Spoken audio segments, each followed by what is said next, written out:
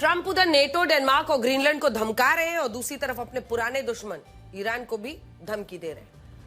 आपको बता दें कि ईरान में आर्थिक संकट को देशव्यापी प्रदर्शन उसको लेकर चल रहा है और ये प्रदर्शन पिछले महीने से चल रहे हैं।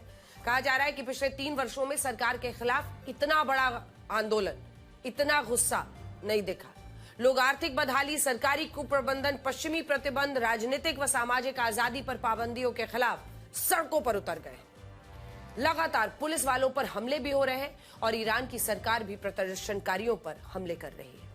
लेकिन अब ईरान के प्रदर्शनकारियों के समर्थन में डोनाल्ड ट्रंप खड़े हो गए। अमेरिकी राष्ट्रपति डोनाल्ड ट्रंप ने प्रदर्शनकारियों का समर्थन करते हुए कहा है कि अगर ईरानी सुरक्षा बल उन्हें मारते हैं तो अमेरिका उनके साथ खड़ा हो जाएगा। वहीं इजराइल के प्रधानमंत्री बेंजामिन नेतन्याहू ने भी प्रदर्शनकारियों का समर्थन कर दिया है। डोनाल्ड ट्रंप कैसे सीधे अब ईरान को धमका रहे हैं, कह रहे हैं कि अगर उन्होंने प्रदर्शनकारियों को मारा तो फिर हम देखेंगे। लेकिन सवाल है कि ट्रंप क्या करेंगे? क्या ये ईरान पर अमेरिका फिर से हमला करेगा? वैसे ट्रंप की इन धमकियों का ईरान के विदेश मंत्री ने भी जवाब दिया है। ईरान के विदेश मंत्री अब्बास अरागची की तरफ से कहा गया कि ईरान अमेरिका या इजराइल से कोई युद्ध नहीं चाहता, लेकिन अगर फिर से हमला हुआ तो हम जवाब देने के लिए भी तैयार हैं।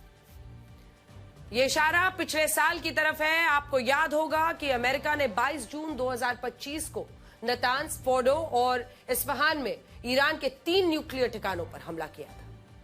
अमेरिका के B-2 बॉम्बर विमान ने फोर्डो, नतान्स और इस्फहान की न्यूक्लियर साइट्स को निशाना बनाया था, जिसने नाम दिया गया था ऑपरेशन मिडनाइट हैमर। इसके तहत ईरानी परमाणु ठिकानों पर रिकॉर्ड तोड़ B-20 हमले में 14 बंकर बस्टर बॉम्ब गिराए गए थे। 14, जिसके बाद पेंटागन के अधिकारियों ने पुष्टि की थी कि ईरान का परमाणु कार्यक्रम उन्होंने नष्ट कर दिया।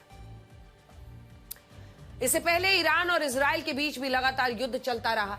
13 जून से लेकर 24 जून तक पिछले साल दोनों के बीच युद्ध हुआ। अमेरिका के इस हमले के बाद फिर सीज फायर का ऐलान हुआ, तो अब फिर से ये संकेत मिल रहे हैं कि क्या इजराइल और अमेरिका एक बार फिर ईरान पर हमले का प्लान तो नहीं बना रहे। मेरे सहयोगी प्रणय उपाध्याय ने ईरान के वरिष्ठ पत्रकार हैसामुद्दीन मुहाजिरी से बात की है ताकि ये समझा जा सके कि ट्रंप के हमले की धमकी के बाद ईरान में किस तरह का माहौल। लेकिन हम आते हैं इस मुद्दे पे जो कि फॉरेन इंटरवेंशन वाला मुद्दा है। जैसे ही प्रोटेस्ट शुरू होते हैं, यूएस प्रेसिडेंट डोनाल्ड ट्रंप का सोशल मीडिया पोस्ट आता है और वो बड़े धमकाने वाले लहजे के अंदर कहते हैं, we are logged, loaded and ready to go. यदि ईरान ने अपने लोगों के प्रोटेस्ट को वायलेंटली क्रश करने की कोशिश की तो हम इंटरवीन करेंगे, हम उन्हें बचाने आएंगे।